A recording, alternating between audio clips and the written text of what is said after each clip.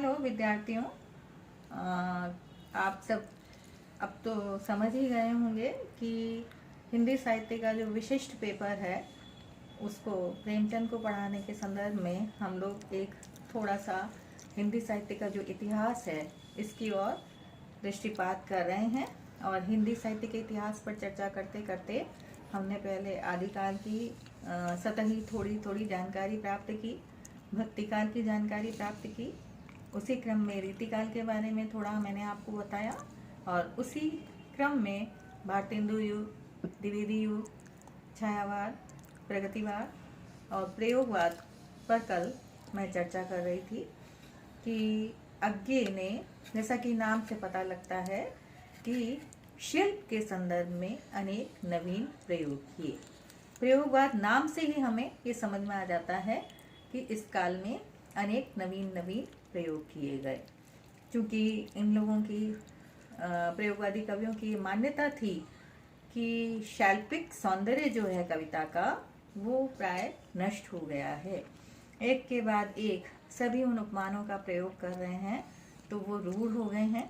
उनमें वो मौलिकता, सजीवता और सहजता, स्वाभाविकता समाप्त सी हो रही है। इसलिए इन्होंने, और चूंकि ये जो कविता थी इसमें यथार्थ जीवन की यथार्थ अभिव्यक्ति, या कहूँ कि यथातथ्य जीवन का अभिव्यक्ति हुई थी, इसलिए ये क्या थी, नीरस भी थी, इसमें कोई रस भी नहीं था। साथ ही जैसा कि इससे पहले छायावादी काल में निराला हुए तो निराला ने अतुकांत छंद के प्रणेता कहलाए, कविता को छंदों के बंधन से मुक्त किया। तो कविता जो थी वो छंद विहीन हो गई, जीवन के निकट हो गई। तो जीवन के निकट होने के कारण जब उसमें जीवन की समस्याओं का चित्रण किया गया, जैसे कि कल जिक्र किया गया था कि निराला ने भिक्षुक स्त्री का वर्णन किया या मजदूर स्त्री का वर्णन किया या ऐसे जो दलित और शोषित पात्र हैं इनका वर्णन किया, तो इनके वर्णन में जो उनकी सहज स्वाभाविक चित्रण करना था वो कवि का इष्ट रहा। तो अज्ञे भी, जैसा मैंने कल आपको कहा था, कि वो एक कविता का उनका अंश है। अगर मैं तुमको ललाती सांझ की नबकी अकेली तारिका अब नहीं कहता, नहीं कारण यह कि मेरा प्यार उथला या कि सूना है।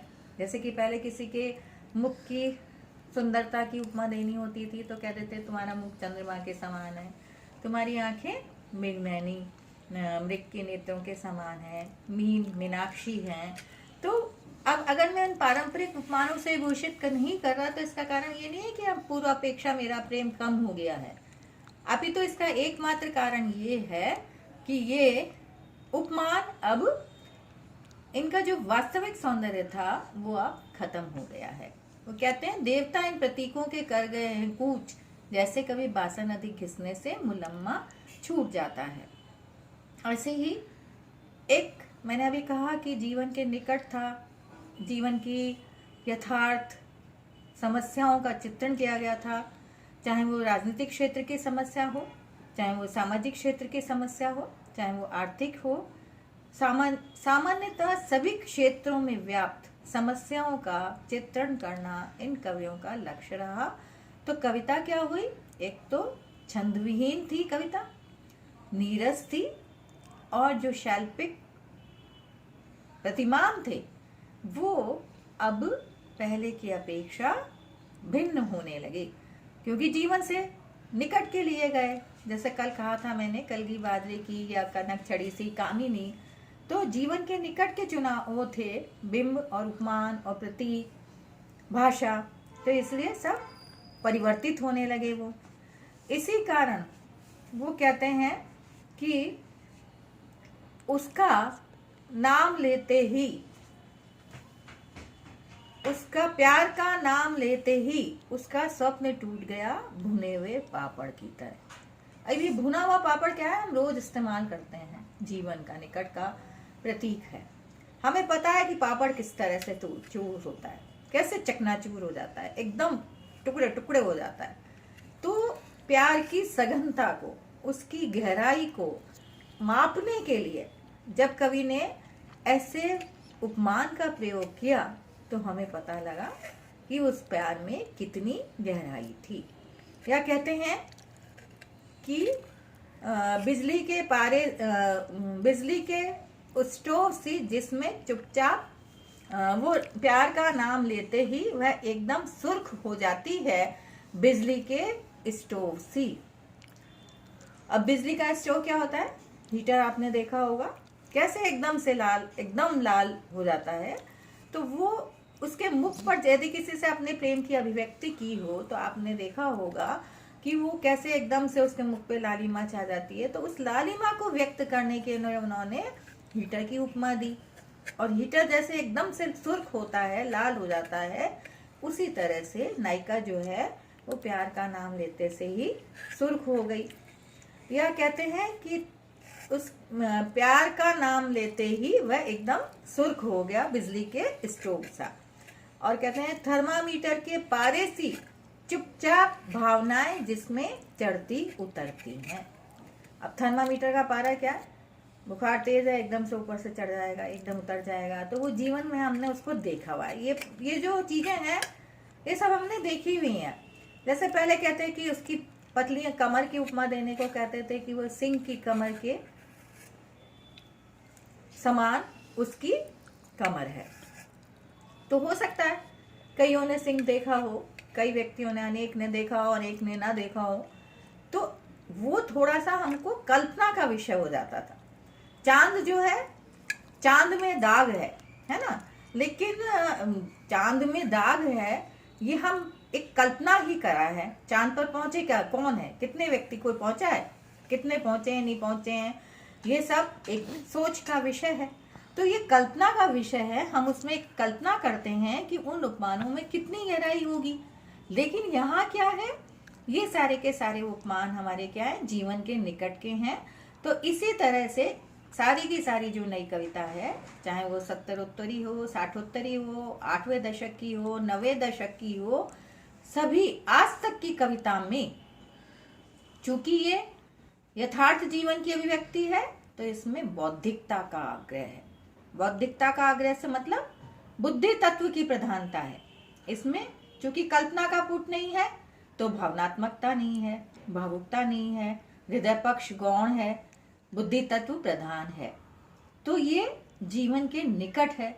और चूंकि उसमें बौद्धिकता का आग्रह है तो बौद्धिकता के आग्रह के कारण ये क्या है, कई बार नीरस भी है, शुष्क भी है, बोझिल भी है।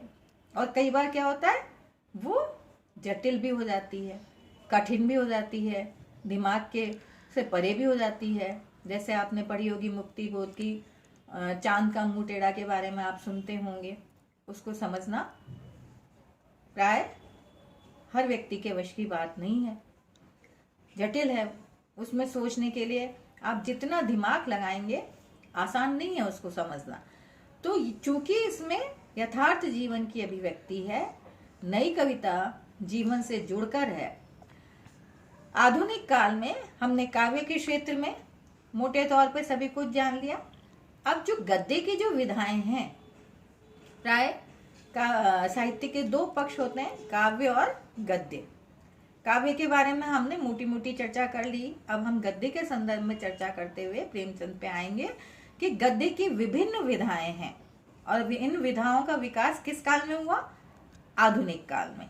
आधुनिक काल में ही इन विधाओं का विकास हुआ है, चाहे वो निबंध हो, उपन्यास हो, कहानी हो, रेखाचित्र हो, रिपोर्टाज हो, जीवनी हो, संस्मरण हो, आत्मकथा हो, यात्रा वृतांत हो।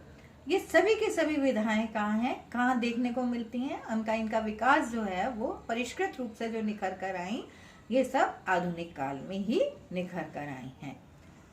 तो उपन्यास किन शब्दों से मिलकर बना है उपन्यास? उप प्लस न्यास, उपसर्ग पास में रखा हुआ, अर्थात उपन्यास क्या है, जीवन के निकट। कहानी और उपन्यास में अंतर क्या है? कहानी में मनुष्य के जीवन के किसी एक पक्ष का चित्रण होता है। अगर हाँ आप लोगों से पूछोगे तो आप मोटे तौर पे कह दोगे कहानी छोटी होती है, उपन्यास बड़ा होता है। लेकिन कहानी में क्या है, जीवन के किसी एक पक्ष को ही रेखांकित कर पाता है, क्योंकि उसमें अवसर ही, समय इतना ही होता है, हमारे पास सीमित परिवेश होता है, तो जीवन के किसी एक पक्ष का ही उद्घाटन होता है, जबकि अपेक्षाकृत उपन्यास में जीवन के विविध पक्षों को रूपायित किया जाता है, रेखांकित किया जाता है। अब हम अगली क्लास में प्रेमचंद पर विस्तार से चर्चा प्रारंभ करेंगे।